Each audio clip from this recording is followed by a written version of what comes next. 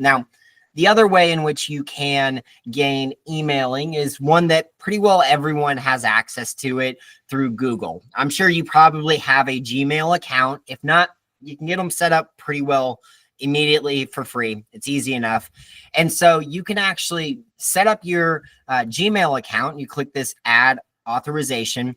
That's worth noting. When you click that button, there's actually a pop out. And so sometimes your browser is like, whoa, what is trying to happen here? It'll block it. And it'll block it. But oftentimes when that happens, up on the URL itself to the right-hand side, there's a little thing that appears, a little icon.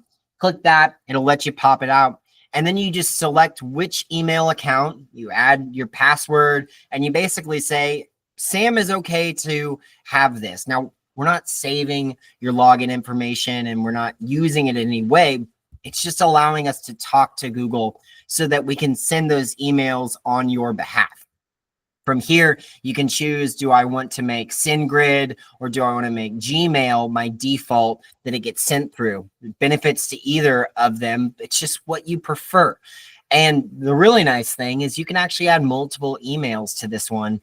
And so you have the power to do that. Yeah, we've allowed you to set up as many different accounts, both for phone numbers in Twilio. You can set up multiple numbers in Google. You can set up multiple authorizations. Whenever you're sending out messages, you can pick and choose which one you want to send it out from. Absolutely.